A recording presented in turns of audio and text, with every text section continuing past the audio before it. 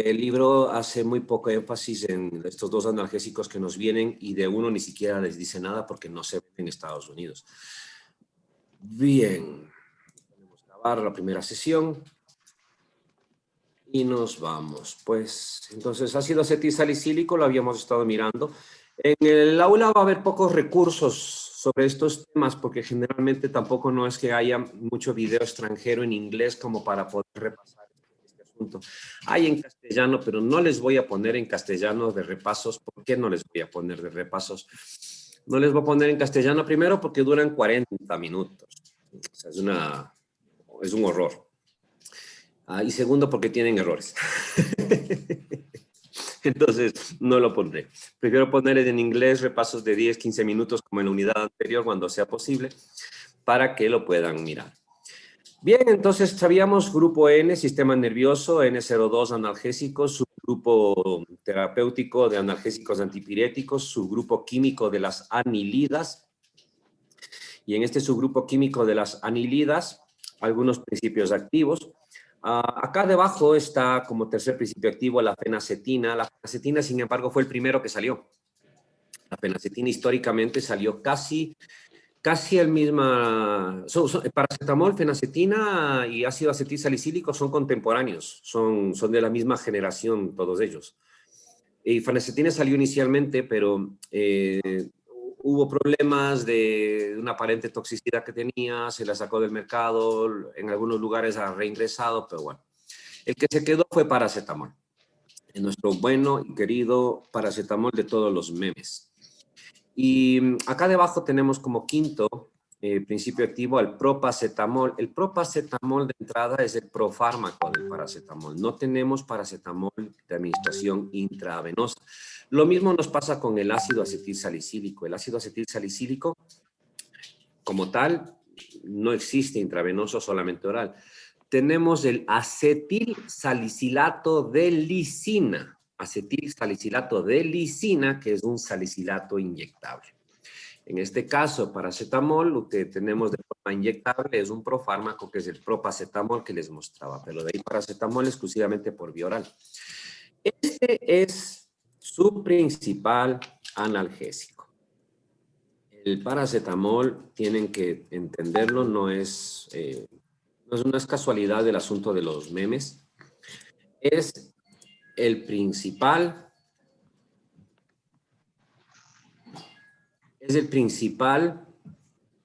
analgésico antitérmico que van a tener.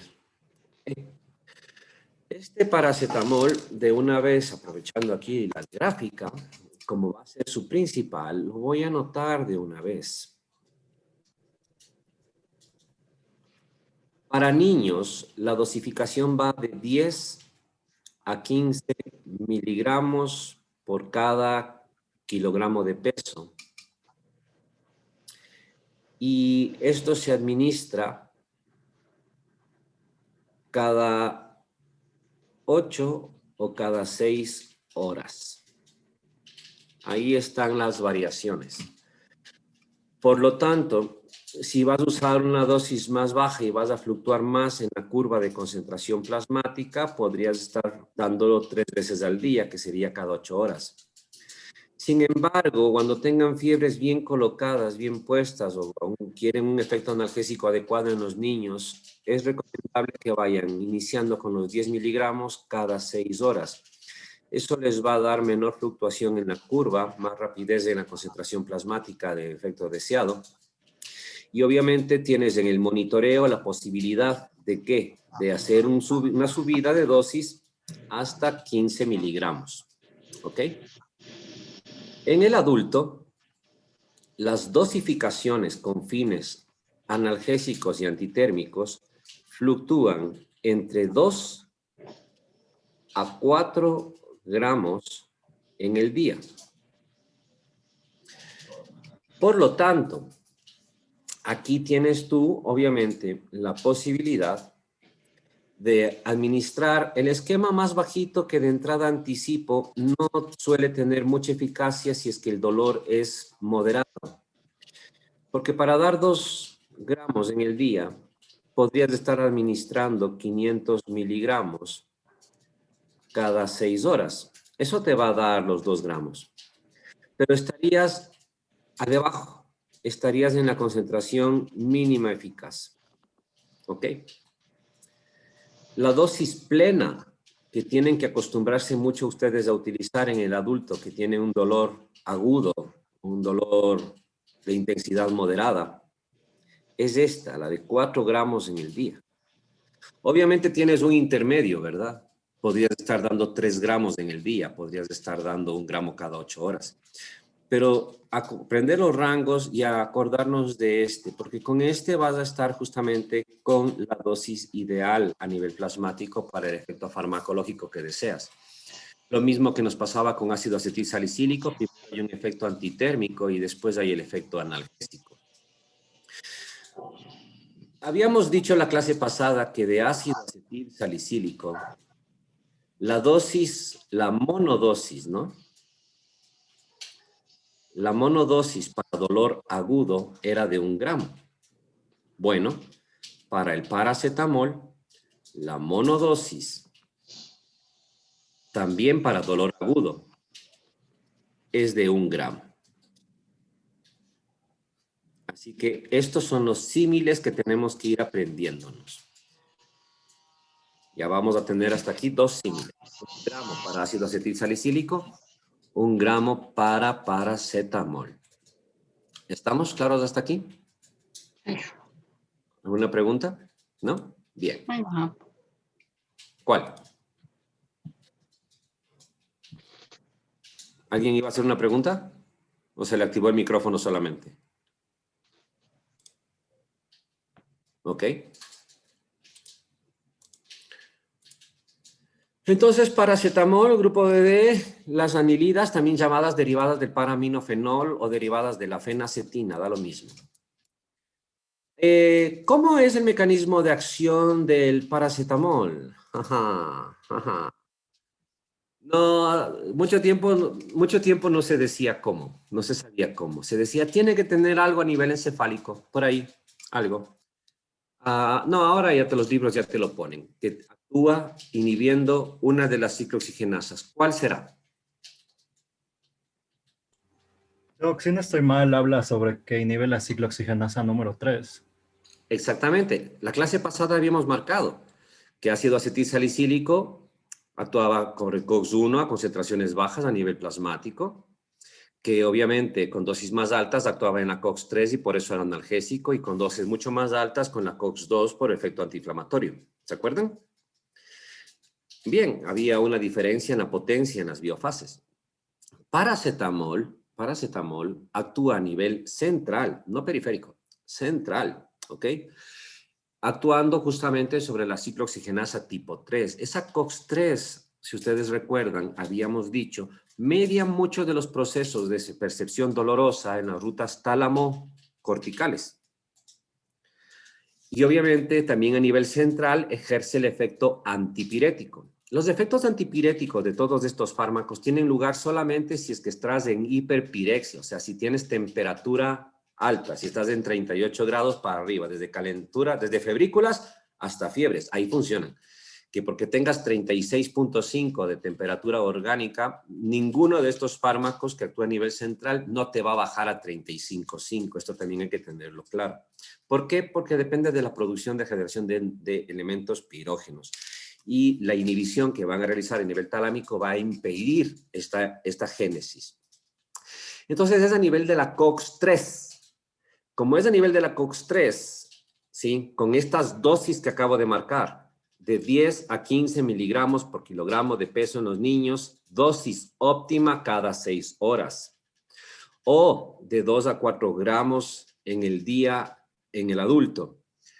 Dosis óptima, 4 gramos en el día, o sea, 1 gramo cada 6 horas. Y verán, esta es la dosis más ideal de empleo del paracetamol para evadir fallas terapéuticas. ¿Ok? Esta es la dosis más ideal, los 4 gramos en el día. Por ejemplo, los pacientes con COVID, que están con dolor de cabeza y con fiebre, siguen con el problema si es que usan solamente los 2 gramos. Los comprimidos vienen de 500 y muchos médicos están solo acostumbrados a creer que se tiene que mandar 500 miligramos cada 6 horas o 500 cada 8. Eso termina siendo infraterapéutico. Para un paciente que tiene un COVID o alguna de estas cuestiones, o peor, una fiebre bien puesta o algo, 1 gramo cada 6 horas. ¿Por qué sabemos que esta es la dosis plena? Vamos, porque incluso en monodosis es 1 gramo, ¿ok? Para tener un beneficio neto en cada 6 pacientes. Bueno, y entonces, bajo esta óptica, este paracetamol con esas dosificaciones logra tener la potencia farmacológica necesaria para inhibir ¿cuál? A la COX-3. ¿Estamos claros? Por lo tanto, resultado clínico, analgesia y antipirética. Inhibe la COX-1 como para poder provocar efectos indeseados parecidos a los del ácido acetilsalicílico. Sí, pero no. Ya les explico por qué. Inhibe la COX-2 como para lograr tener un efecto antiinflamatorio. Sí, pero no. ¿A qué me refiero con el sí, pero no? Las puede inhibir, pero a dosis tan altas, tan altas, tan altas, que si las usáramos, no habría necesidad de desinflamar nada porque ya no habría paciente. ¿Se entiende? Serían dosis ya extremadamente tóxicas, lo cual me lleva a mencionar justamente esto. ¿Por qué hemos dicho 4 gramos de paracetamol en el día? Porque esa es la dosis máxima. No más de 4 gramos en el adulto. No más de 4 gramos en el adulto. Esa es la dosis máxima que vamos a estar utilizando. ¿Ok? No más. Y entonces, para poder tener inhibición sobre la COX-2 y lograr un efecto antiinflamatorio, tendríamos que irnos muchísimo más por arriba de esos 4 gramos. No estamos hablando ni de 5. Tendríamos que estar arribísima, casi por los 9. Y ya para entonces ya no habría paciente, ¿ok? Ya estaría completamente liquidado por otros problemas que ya voy a mencionar. Y a esa misma concentración inhibiría la COX-1 como para dar los efectos indeseados que mirábamos con ácido acetilsalicílico, la gastrotoxicidad, por ejemplo. Esto es lo que estoy mencionando en este instante. No le paren bola, por favor, a los otros principios activos, no les paren bola. Lo que tenemos aquí en el eje de las ordenadas, aquí en izquierda, es la concentración en micromoles, verán, ni siquiera en nanogramos ni en miligramos, en micromoles. La concentración en micromoles necesaria para inhibir la COX-2 y aquí la concentración necesaria en las abscisas para inhibir la COX-1. Aquí les tienen al paracetamol. Esta línea recta te va indicando si es que hay o no una selectividad. Por ejemplo, 10 con 10 te dice que a esa misma dosis inhibes tanto COX-1 como COX-2. Bueno, paracetamol está acá y prácticamente tienes que llegar a 100 microgramos para estar inhibiendo la COX-1 y prácticamente también como en 15 microgramos, esto es una escala semilogarítmica, para estar inhibiendo la COX-2. En otras palabras, para lograr inhibir la COX-2 tendríamos que dar dosis que nos pongan muy por encima, primero, de lo que es ya la dosis terapéutica. Así que antiinflamatorio puede ser, podría ser in vitro, pero en el humano nunca lo va a hacer. No tiene, por lo tanto, el paracetamol efecto antiinflamatorio en el humano. Tiene que entenderse. No tiene efecto. ¿Podríamos lograrlo? Sí, con dosis extremadamente altas, pero que terminarían siendo letales para el paciente. Y para inhibir la COX-1 necesitaríamos más concentración todavía en la biofase, mucho más. Así que la probabilidad de que paracetamol provoque esos efectos indeseados de gastrotoxicidad intestinal, provocando úlcera gástrica, que provoque una insuficiencia renal aguda por pérdida de prostaglandinas, que provoque un broncoespasmo inducido por derivar la vía del ácido araquidónico hacia la lipoxigenasa, todos esos efectos indeseados no hay. Y la eficacia para el dolor agudo, analgésica antitérmica, es igual. Así que si comenzáramos a hacer una comparación, tendríamos en monodosis para dolor agudo la misma eficacia entre paracetamol y 1 gramo de aspirina. Pero ¿quién va a ganar en cambio en seguridad? El paracetamol. ¿Se entiende?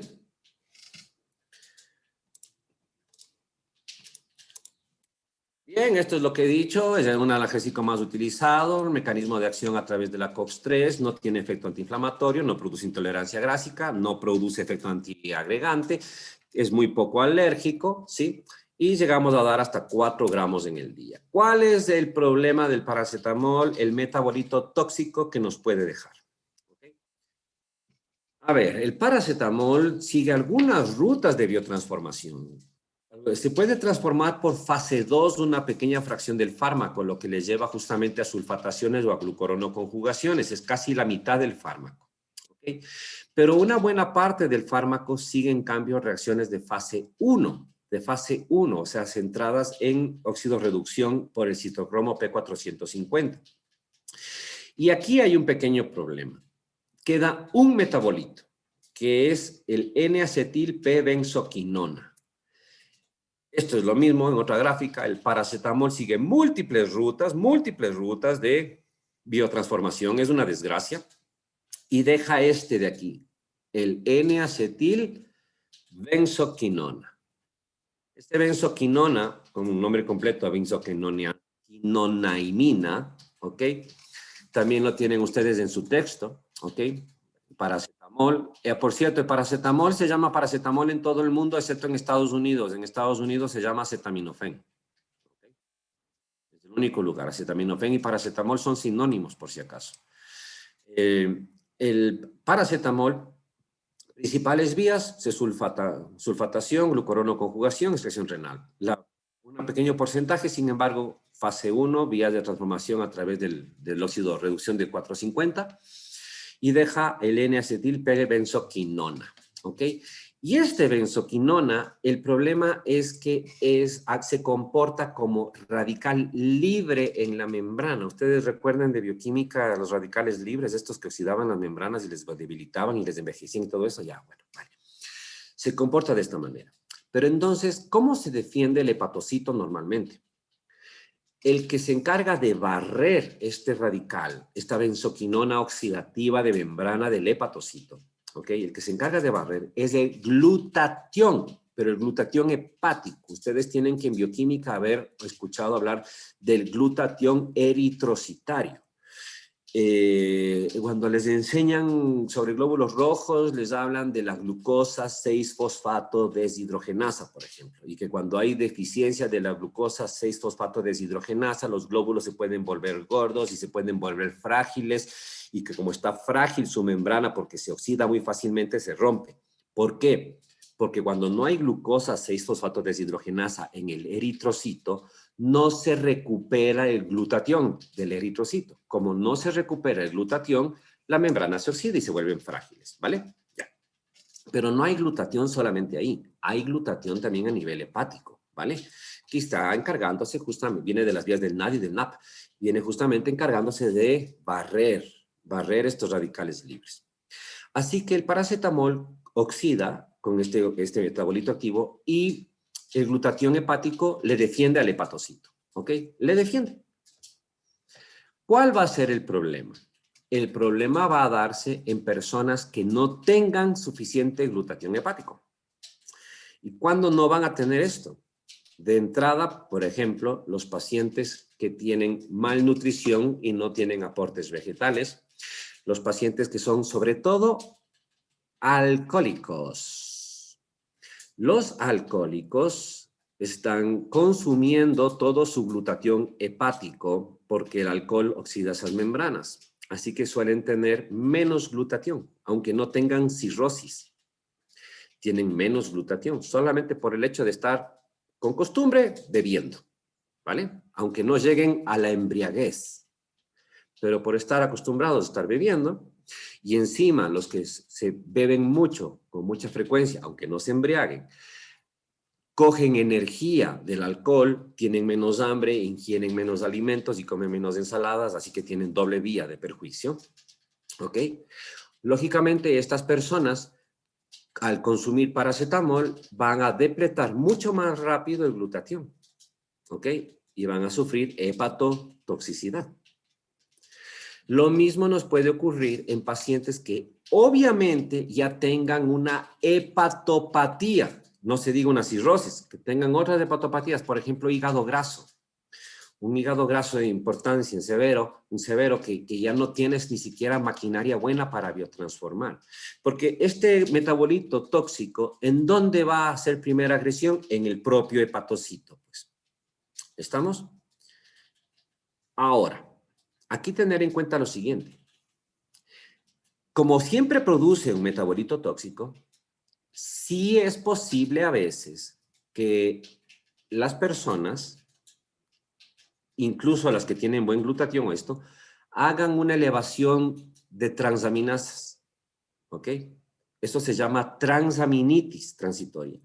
Pero, aunque muchos pacientes pueden hacer esa transaminitis, no se la percibe, pasa completamente desapercibida. Es una transaminitis asintomática, el paciente no se pone amarillo como piolín, nadie se entera. ¿Por qué sabemos que produce transaminitis? Porque hay un estudio que se hizo hace unos 10 años, 15 años, en el que sistemáticamente se miró las pruebas de función hepática a los pacientes después de darles paracetamol.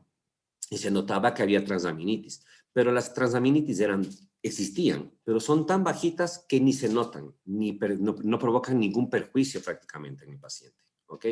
No provocan ningún perjuicio. Pero en cambio, el paciente que ya tiene una hepatopatía, es más factible de que haga una transaminitis mucho más alta, ya supere 2.5 a 5 veces las cifras altas, ya haga una colestasis, ya se ponga amarillo como piolín. ¿Ok? Es mucho más sencillo. ¿Estamos claros hasta acá?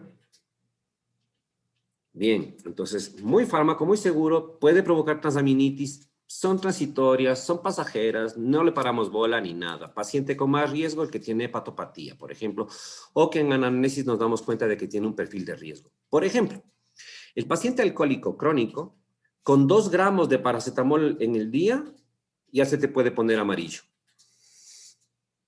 Ya puedes llegar a ponerse amarillo, ¿ok? El paciente alcohólico crónico. Por lo tanto, estamos viendo que este perfil de hepatotoxicidad es un problema, sobre todo si es que lo usas en sobredosis. ¿Por qué?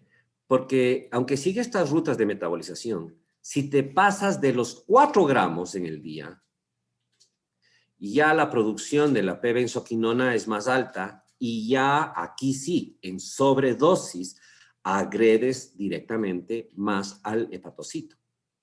Por eso está en que no usamos más de 4 gramos. Con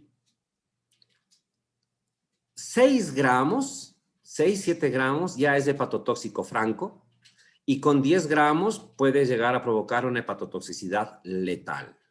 ¿Ok? Así que también puedes matarte tomándote un frasco de Tylenol. El paracetamol es el Tylenol de Estados Unidos. Y ahí vienen, ¿cómo se llama? 30 comprimidos. 15 gramos, con 15 gramos es letal. Con 10 gramos es de hepatotoxicidad franca, así es. Con 10 gramos de hepatotoxicidad franca y con 15 gramos es letal.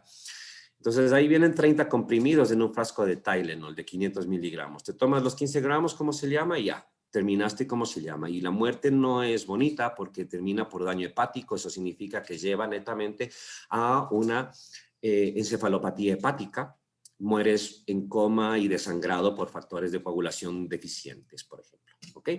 ¿Estamos? ¿Qué se utiliza para el tratamiento de una sobredosis por paracetamol? Utilizamos una sustancia que se una con esta P-benzoquinona y la barra. Esa sustancia es la N-acetilcisteína. La N-acetilcisteína. Esta N-acetilcisteína, aquí está la benzoquinona, ¿no es cierto?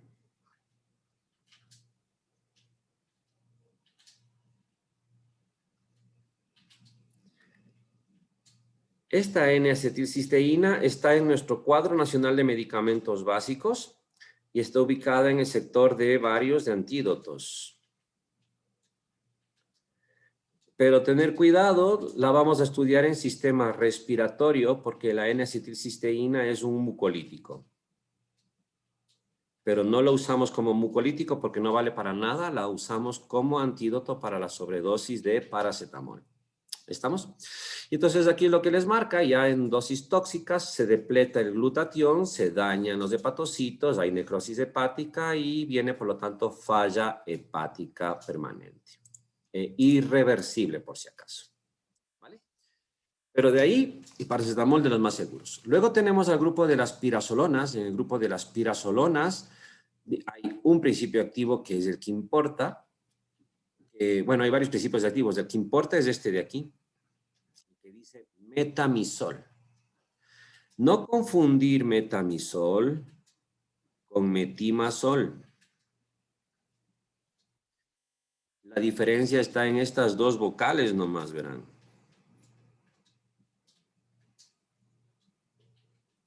Esto es un antitiroideo. Y si tú te equivocas, puedes dejarle sin tiroides al paciente. El otro nombre del metamisol es dipirona. Es el isómero, la dipirona. E incluso en algunos países se comercializa lo que se llama metampirona, por cuando contiene los dos isómeros, el levo y el dextro. ¿Cómo actúa esta dipirona? Exactamente igual que el paracetamol. Eso significa inhibiendo la COX-3. Así que tiene efecto también analgésico antitérmico, no tiene efecto antiinflamatorio. La dosis equipotente de 1 gramo de ácido acetil salicílico y 1 gramo de paracetamol es 500 miligramos de dipirona. Esa es la equipotente. Pero este es un fármaco que pues, no nos interesa mucho. A ver cómo... Este fármaco de la dipirona inhibe COX-3, por lo tanto, dosis muy altas para que pueda tener efecto antiinflamatorio, solamente sirve como analgésico, antipirético. ¿Qué ventaja tiene con el paracetamol? Lo tenía muchos años sobre el paracetamol, la ventaja era que teníamos inyectable. Paracetamol no había.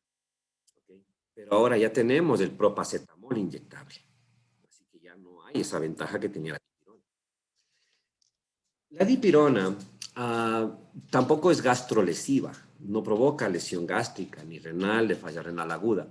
Sin embargo, a diferencia de paracetamol, aparentemente su umbral de acción analgésica podría ser mejor para algunos dolores de tipo espasmolítico. No es que tenga por sí misma ella un efecto antiespasmolítico, sino que el efecto de potencia analgésica era bueno en estos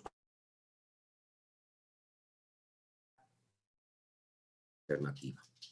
¿Cuál es el problema de la dipirona? Bueno, la dipirona sigue antes que problema, una ventaja. La dipirona sigue una fase 1 por hidrólisis no enzimática en plasma y una fase 2 en la que se produce aminoantipirina que no tiene el efecto hepatotóxico del paracetamol.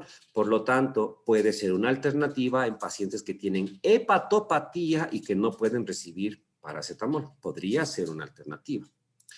¿Cuál es un problemita pequeño que tenemos con este? Problemita pequeño grandote es la agranulocitosis. La agranulocitosis por dipirona es muy frecuente. La agranulocitosis por dipirona tiene un riesgo que va entre 8 y 12 veces más probabilidades de provocar agranulocitosis en respecto a cuando no lo tomas.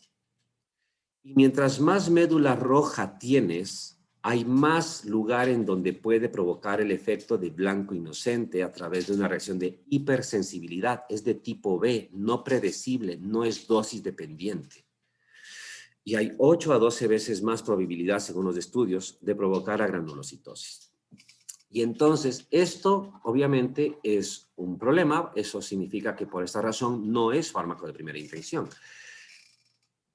Ya vamos a estudiar opioides. Pero uno de los problemas que existía y que existe todavía en nuestro medio mucho es que los cirujanos que se dedican a cortar y aprenden muchas cosas manuales y se olvidaron cosas teóricas, tienen un enorme problema. Hay una cirugía, los anestesiólogos dejan el analgésico opioide, los cirujanos se asustan de que no saben usar el opioide, quitan el opioide y ponen otro fármaco. en los niños les ponían dipirona.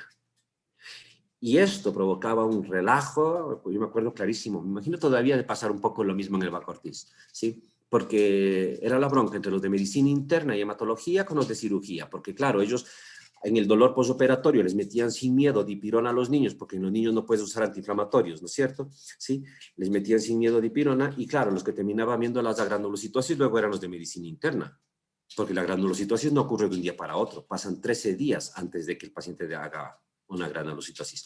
¿Y cómo debuta una granulocitosis? Una granulocitosis debuta con dolor de garganta, porque te da una amigdalitis bacteriana. Te quedaste sin neutrófilos y debutas con eso, con odinofagia, ¿sí? Y entonces esto es un problema. Pero si se utilizara bien los opioides, no habría necesidad de meter dipirona intravenosa en el postoperatorio a los niños tampoco. Esto es así de simple. ¿Estamos claros? ¿Ya? Esta es una de las razones por las cuales capaz que no le van a tener en Brenner a la dipirona, porque es un fármaco que tiene este riesgo y que en Estados Unidos prácticamente ni se emplea. ¿Estamos? Bien, aquí concluye analgésicos antitérmicos. Aquí concluye la primera sesión de la tarde del día de hoy. Son 4:10. Vamos a hacer receso de 5 minutos y continuaremos con la segunda hora de clase hasta las 5 de la tarde aproximadamente, o 5 para las 5 de la tarde. ¿Ok? Les vuelvo a ver en unos minutos más.